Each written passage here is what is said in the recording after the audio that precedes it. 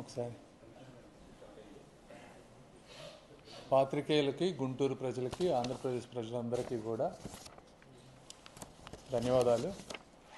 ఈరోజు ఒక 3 అప్డేట్స్ ఇద్దామని ప్రెస్ మీట్ పెట్టాం. నంబర్ 1, గుంటూరుకి ఇప్పటి వరకు 2 ఓవర్ బ్రిడ్జెస్ తీసుకొచ్చాం. దాదాపుగా 100 కోట్ల విలువ చేసే ఒక్కోటి. ఇవాళ 3rd బ్రిడ్జి గుంటూరు నల్లపాడు అంటే పెదపలకలూరు, పుల్లడిగుంట్ల, పేరేచెర్లను కలిపేటువంటి ఇంకో బ్రిడ్జిని కూడా సౌత్ సెంట్రల్ రైల్వే వారు ఈరోజు అప్రూవ్ చేశారు. దీని కాస్ట్ వచ్చేటప్పటికి 41 crores. ఇది ఇంకొక 3 వీక్స్లో టెండర్ ప్రాసెస్కి వెళ్ళబోతూ ఉంది. ఇప్పటివరకు తెచ్చిన శంకర్ విలాస్ బ్రిడ్జ్ కానీ, ఇన్నర్ రింగ్ రోడ్ బ్రిడ్జ్ కానీ, అదేవిధంగా ఈ బ్రిడ్జ్ కానీ 3 కూడా 100% సెంట్రల్ ఫండ్స్. స్టేట్ మీద ₹1 కూడా భారం లేనటువంటి ప్రాజెక్టులు 3. ఈ 3 గుంటూరు ప్రాంత ప్రజలు బయటకు వెళ్ళటానికి కానీ, క్యాపిటల్కి గుంటూరుకి రావాల్సిన వారందరికీ కూడా రైల్వే గేట్స్ మీద ఎక్కడ అబ్స్ట్రక్షన్ లేకుండా ట్రాఫిక్ సాఫీగా అయ్యే విధంగా ఈ 3 ప్రాజెక్ట్స్ తీసుకొచ్చాం.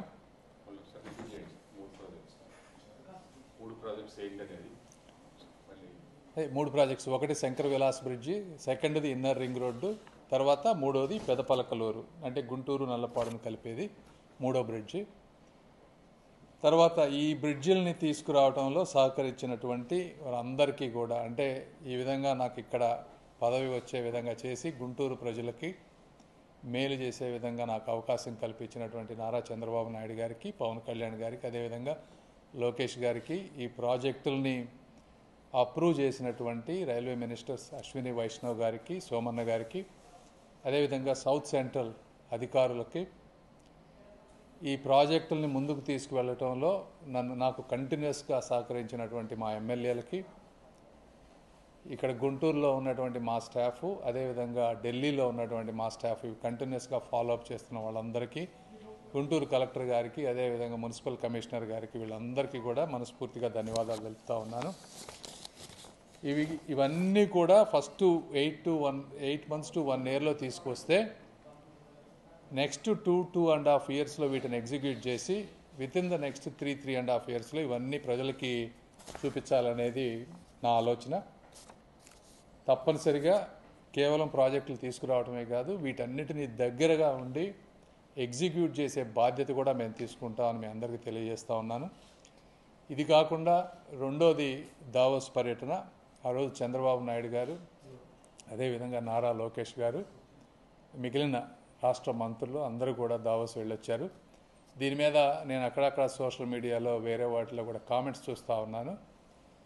ఏంటి జగన్మోహన్ రెడ్డి గారి అభిమానులు కానీ, లేకపోతే వేరే విధమైన అక్కడక్కడ చూస్తున్న వాటికి క్లారిటీ ఇవ్వాలి. ఇలాంటివి ఈ దావోస్ పర్యటనలు కానీ ఇంకొకటి ఎందుకు జరుగుతాయంటే వీటికి ఒక నాలెడ్జ్ డెప్త్ ఉండాలి. ఎందుకంటే గత 5 సంవత్సరాల్లో రాష్ట్రానికి ఒక బ్యాడ్ ఇమేజ్, నేమ్ తీసుకొచ్చినటువంటి పరిస్థితి. దాని నుంచి ముందుకు వెళ్ళాలి అంటే ఒక బ్రాండ్ బిల్డ్ చేయాలి. ఒక బ్రాండ్ బిల్డ్ చేయాలంటే చంద్రబాబు గారు కష్టపడి ఒక 6 పాలసీస్, ఇండస్ట్రీ ఫ్రెండ్లీ ఉండే విధమైనటువంటి పాలసీలు తీసుకొచ్చారు.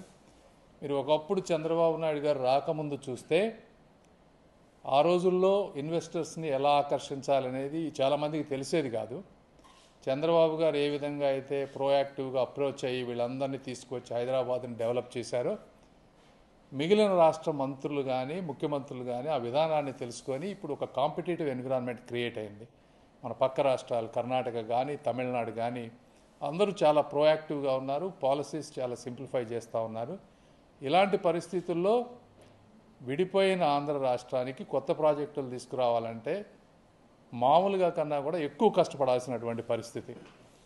అలాంటి పరిస్థితుల్లో ఇబ్బందులు ఉన్నా కూడా చంద్రబాబు గారు, లోకేష్ గారు అర్ధరాత్రులు ప్రయాణాలు చేస్తూ పుట్టినరోజులను కూడా వదిలేసుకొని నిరంతరం కష్టపడుతూ ఈరోజు అక్కడికి వెళ్ళి ఉన్న అందరు సీఈఓలను, అంటే కొన్ని వందల మంది సీఈఓలని అతి తక్కువ టైంలో కలిసి ఒక ఇనిషియల్గా ఈరోజు ప్రభుత్వం మారింది, ఎన్విరాన్మెంట్ మారింది, ఒక పాజిటివ్ అట్మాస్ఫియర్ వచ్చిందని అందరికీ తెలియజేశారు.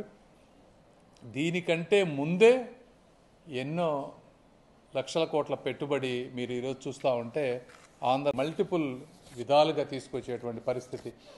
ఇప్పుడు లోకేష్ గారు తీసుకుంటే టీసీఎస్ వారితో కూర్చొని కానీ శ్రీ సిటీలో దాదాపుగా 7,000 మందికి ఎంప్లాయ్మెంట్ వచ్చేటువంటి 11 ప్రాజెక్టులు కానీ, హెచ్సిఎల్ సెకండ్ ఫేజ్ 15,000 ఉద్యోగాలు వచ్చేటువంటి ఫేజ్ కానీ, అదేవిధంగా రిలయన్స్ ఇండస్ట్రీస్, ఆర్సెనల్ మిట్టల్ ఇవి కానీ, ఇట్లా దాదాపు 49 కంపెనీలతోటి వితిన్ 7.5 monthsలో చేయటం. టూరిజంకి వచ్చేటప్పటికి 6 మేజర్ ప్రాజెక్ట్స్. ఇవన్నీ ఆ రోజున మొన్న ఎలక్షన్లో గెలిపించిన విధానం ఏంటంటే, నిరుద్యోగ యువత కూటమి ప్రభుత్వం వస్తే వాళ్ళకి ఎంప్లాయ్మెంట్ వస్తుంది అనేటువంటి ఉద్దేశంతో మా కూటమి ప్రభుత్వాన్ని గెలిపించారు. దాని గురించి నిరంతరం కష్టపడుతూ ఉన్నారు. గత 5 సంవత్సరాల్లో మీరు చూస్తే అసలు వీళ్ళు వెళ్ళిన పరిస్థితి లేదు. వెళ్ళినా వీళ్ళకి ఏం మాట్లాడాలో తెలియదు, ఎలా మాట్లాడాలో తెలియదు.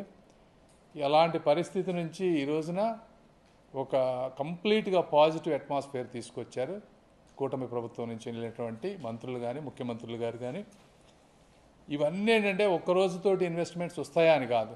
ఇది ఒక ఇనిషియేషన్ వస్తే మళ్ళీ ఇక్కడి నుంచి వచ్చిన తర్వాత వాళ్ళందరినీ ఫాలో అప్ చేసుకుంటారు ఎక్కడ వాళ్ళు. ఎందుకంటే అధికారులు ఉన్నారు, లోకేష్ గారు ఉన్నారు, వీళ్ళతోటి కంటిన్యూస్గా ఫాలో అప్ చేసి మళ్ళీ వాళ్ళని పిలిపించి ఏ విధంగా అయితే మనం తీసుకురాగలమో అవన్నీ తీసుకొచ్చే పని చేస్తూ ఉన్నారు. కాబట్టి ప్రజలందరూ కూడా ఆ విషయాన్ని అర్థం చేసుకోవాలని మనస్ఫూర్తిగా కోరుతా ఉన్నాను.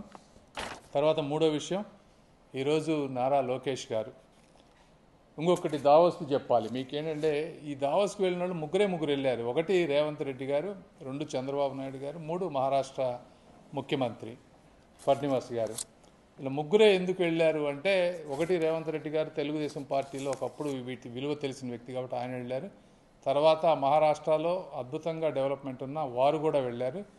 అంటే తెలుగు రాష్ట్రాల ముఖ్యమంత్రులు ఇద్దరు వెళ్ళటం అనేది ప్రోయాక్టివ్ అప్రోచ్కి ఒక నిదర్శనం అనేది కూడా ఒకసారి గుర్తుపెట్టుకోవాలి. తర్వాత లోకేష్ గారిది గత 2 సంవత్సరాల క్రితం తెలుగుదేశం పార్టీ కష్టాల్లో ఉన్నప్పుడు, విపరీతమైనటువంటి అణిచివేత ధోరణి ఉన్నప్పుడు పట్టు వదలకుండా రాత్రి పగలు ఎండా వానలో దాదాపుగా 3,000 కిలోమీటర్లు, 2,000కు పైగా గ్రామాలు, 200 రోజులకు పైగా దాదాపు 220 రోజులు పాదయాత్ర చేసి కార్యకర్తల్లో నూతన ఉత్తేజాన్ని తీసుకొచ్చి ఈరోజు కూటమి ప్రభుత్వం ఒక అఖండ మెజారిటీతో గెలవడానికి ప్రధాన పాత్ర పోషించారు. వారికి 2 సంవత్సరాల సందర్భంగా మరొకసారి మేమందరం కూడా కృతజ్ఞతలు తెలుపుకుంటా ఉన్నాము. అదేవిధంగా నారా లోకేష్ గారు ఐటీ ఇండస్ట్రీస్ని కానీ, స్కూల్స్ని మేనేజ్ చేయటం కానీ, ఎడ్యుకేషన్ కానీ, పార్టీని నడపటం కానీ, విధంగా మల్టిపుల్గా విపరీతంగా కష్టపడుతున్న నారా లోకేష్ గారికి గుంటూరు ప్రజల తరపున, నా తరపున ప్రత్యేకంగా ధన్యవాదాలు తెలుపుకుంటా ఉన్నాను. Thank you. సార్, 49 ఒప్పందాలు జరిగినాయి అన్నారు ఇప్పటివరకు 7 నెలల కాలం ప్రపోజల్స్. వాటి వాల్యూ ఎంత ఉంది, వాటి వల్ల ఎంత ఎంప్లాయ్మెంట్ జనరేషన్ అవుతుంది? ఇవన్నీ ఇప్పుడు ఎగ్జాక్ట్గా నేను కౌంట్ చేయలేదు. బీపీసీఎల్ తీసుకుంటే 85,000 కోట్లు, ఆర్సెనల్ మిట్టల్ది 1,40,000 కోట్లు, రిలయన్స్ది 65,000 కోట్లు, దాదాపుగా 3 నుంచి 4 లక్షల కోట్ల రూపాయలు కనిపిస్తూ ఉన్నాయి. ఎన్టీపీసీది వచ్చేటప్పటికి 1,87,000 కోట్లు. ఇవన్నీ దాదాపు మోర్ దాన్ 3 lakh crores ఉన్నాయి.